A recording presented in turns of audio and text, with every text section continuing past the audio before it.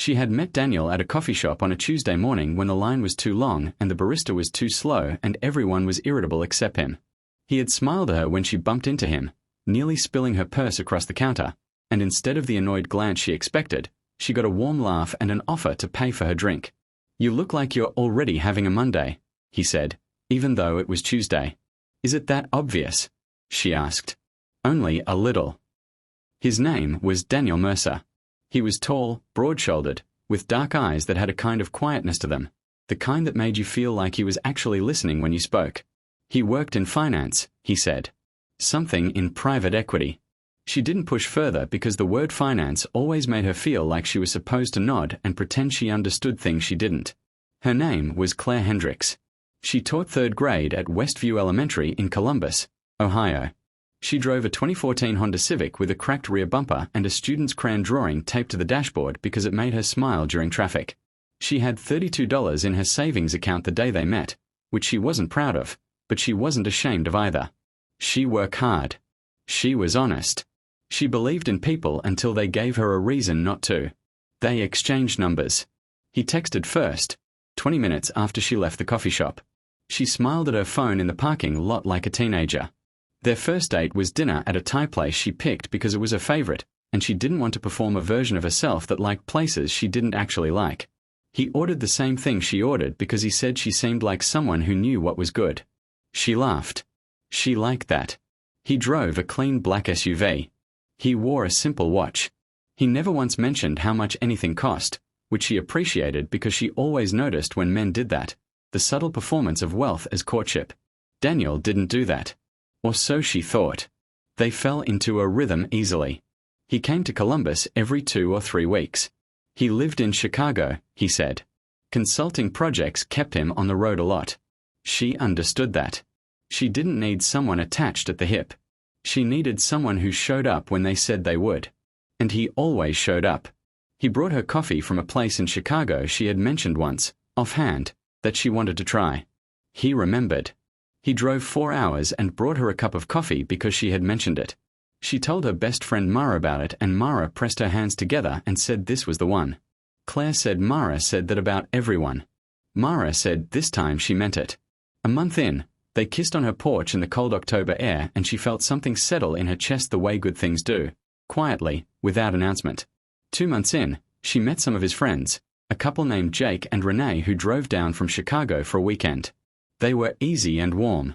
They asked her questions. They laughed at her jokes. Jake shook her hand when they arrived and said Daniel talked about her constantly, and Daniel looked away like he was embarrassed, which she found endearing. She never asked too many questions about his life. Not because she wasn't curious, but because he seemed like a private person and she respected that. He wasn't secretive.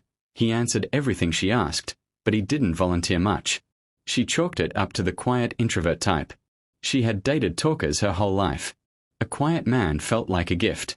She noticed small things over the months but filed them away under things that didn't matter. The way he always paid in cash at certain places. The way he would step outside for calls and come back looking composed, like he'd been practicing the expression. The apartment he had in Chicago that she visited twice. Beautiful, minimal, almost too minimal, like a hotel room someone had dressed to look like a home. No photographs on the walls. No clutter. A kitchen that looked unused. "You don't cook much," she said the second time she visited. "I eat out mostly," he said. Hazard of traveling. She accepted it. People had their rhythms. By month 6 she was in love with him. She said at first, standing in her kitchen on a Saturday morning, not planning to, just because it came up through her like something that had been building pressure and finally found the door. He looked at her for a long moment and then he said it back and it didn't sound like an echo. It sounded like its own sentence, like he had been holding it and waiting for permission. By month 8 she had started imagining a life. Not in a frantic way. Not the desperate plotting she had done in past relationships when she was trying to manufacture a future out of limited materials. This felt different. She could see it. Him in Columbus. Or her in Chicago. A shared drawer. A shared life. She told her mother, who was cautious. Her mother was always cautious. She said things like you don't really know someone until you've argued with them, until you've seen how they handle hard things. Claire said she and Daniel had argued, about small things, about directions and movie choices, and once about whether a door had been left unlocked. He was not a man who raised his voice. He was not a man who turned cold. He listened and he worked through it, and he apologized when he was wrong, which he did without the exhausting performance some men put on where the apology becomes about them. She thought she knew him. In the 10th month, she found something. She had not been snooping. She wanted to be very clear about that, first to herself and later to Mara, and later still in the long quiet nights that followed. She had not been looking. She had been using his laptop because hers was dead and she needed to print a document for school, and he had said go ahead, and she had gone ahead, and the browser had opened to a page he had not closed. It was a search result. His name, not Daniel Mercer, but a different name. The same face. A much longer article. She read it the way you read something you are not sure is real. She read it twice. She read the related articles. She sat very still for a long time. Daniel Mercer was not his name. His real name was Daniel Calloway. He was 38 years old, not 34. He was not a consultant in private equity. He was the founder and CEO of a technology company based in San Francisco that had been valued, at its last funding round, at a number that made her blink and red again. There were interviews. There were photographs of him at conferences, in magazines, at galas. There was a profile in a business publication from 2 years ago. There was his face, his quiet dark eyes, the same slight smile, under a headline that called him one of the most influential under-40 entrepreneurs in the country. He had a foundation. It funded education initiatives in under-resourced schools. She had taught in an under-resourced school for 6 years. She sat at the kitchen table for a long time before he came back into the room. When she looked up at him, she did not feel angry yet. Anger would come. What she felt first was a strange grief, for the version of him she had built in her mind. For the year she thought she had spent learning someone when in fact she had been shown a carefully managed surface.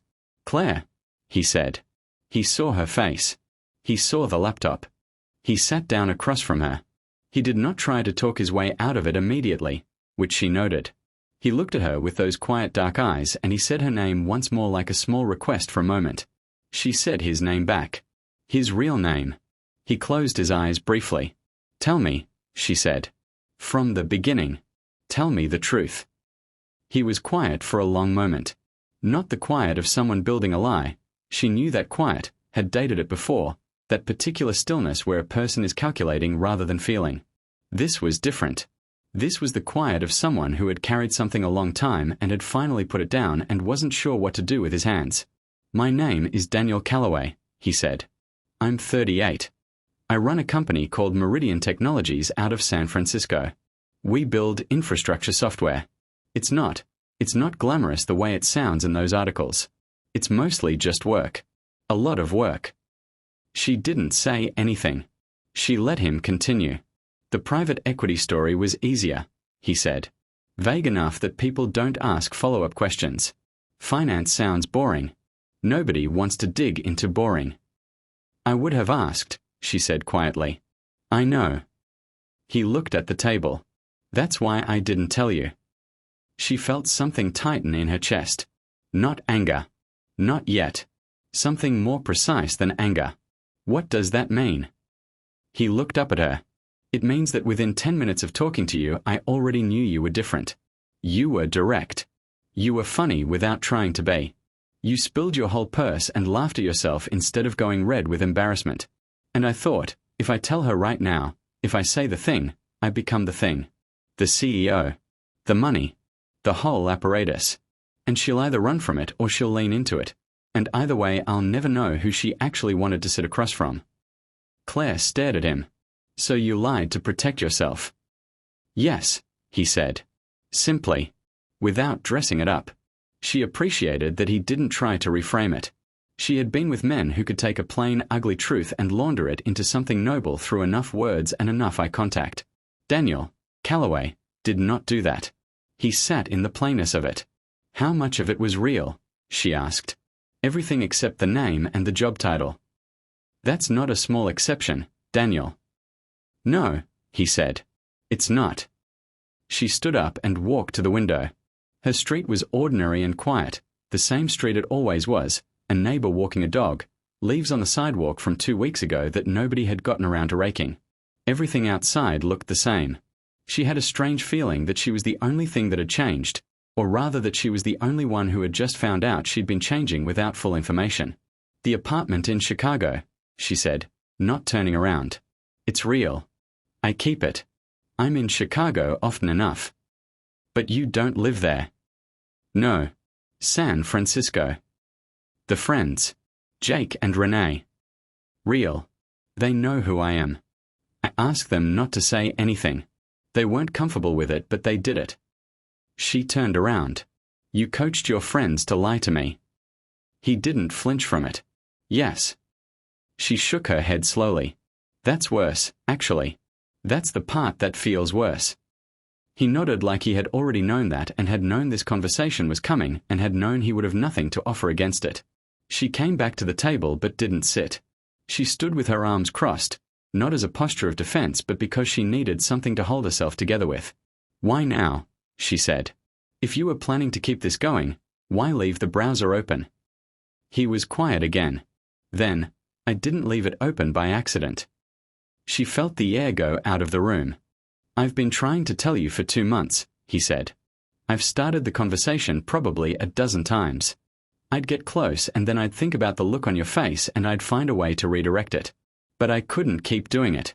Not with where we are. Not after what you said 2 months ago. What I said back. So you decided to let me find it." "I decided to stop hiding it. I don't know if that's the same thing. Maybe it's not. Maybe it's the coward's version of honesty." He exhaled. "But I couldn't say the words out loud one more time and have them not be the truth." Claire sat down. She didn't mean to, but her legs made the decision. "The foundation," she said. "The education work." "Yes." "You fund schools." "We've built 11 resource centers in low-income districts over the past 4 years. STEM primarily. We're expanding into teacher support programs this year." She looked at him for a long time. "Did you know what I did when we met?" "No. I found out on our second date." "And you kept going." "Of course I kept going. That's not, Claire, none of this was calculation. That's what I need you to understand. There was no angle. I wasn't building a story. I was just afraid." "Afraid of what, exactly? Be specific." He leaned forward. "Afraid of being seen as a category instead of a person. Afraid that the money becomes the whole conversation forever. Afraid that you'd second-guess every moment. Did he mean that? Does he actually like this restaurant, or is he just comfortable everywhere? Is this real, or is this just what someone does when they have endless options?" He paused. "I've been in that. Relationships where I was never quite sure if she was there for the thing or for me. It makes you doubt everything. I didn't want to start something with that doubt already built in." "So you built in a different problem." "Yes," he said. "I did." She was quiet for a while. She appreciated that he didn't rush her, didn't fill the silence with more words the way anxious people do. He just sat there and let her think. She thought about the year. She moved through it deliberately, the way you go through a house after a flood, checking each room. The coffee he brought from Chicago. The way he listened. The arguments that stayed clean. The morning she said "I love you" and the way it came back without hesitation. She checked every memory against this new information, and the strange thing, the thing she wasn't expecting, was that nothing collapsed. It was all still standing. Just in a different location than she thought. That didn't make it okay. "I'm not going to tell you this is fine," she said finally. "I'm not asking you to. I'm angry. I'm going to be angry for a while. Possibly a long while." "That's fair. The way you see it doesn't matter right now. I need you to understand that. What you intended, why you did it, the fear behind it. I hear all of that and I'm not dismissing it. But right now I'm sitting here realizing that the person I've been loving for a year has a whole life I wasn't allowed to see, and that I made decisions based on incomplete information, and you made that choice for me, and that is not love, Daniel. That is management." Something moved across his face. Not defensiveness. Something closer to being accurately seen and finding it painful. "You're right," he said. "I know I'm right." She stood again. She needed to move. She walked to the counter and stood there with her back to him. "I need you to leave tonight," she said. "I need to think without you in the room." "Okay." I'm not saying it's over. I'm saying I need time. Take whatever you need. She heard him stand. She heard him get his jacket from the hook by the door. She heard him pause. For what it's worth, he said, everything I felt was real. Everything I said was true. The name was wrong. The rest of it was me. She didn't answer. She listened to the door close and stood at the counter and looked at her neighbor's light going on across the street and thought about how ordinary everything looked from the outside and how completely different things could be on the inside of a life.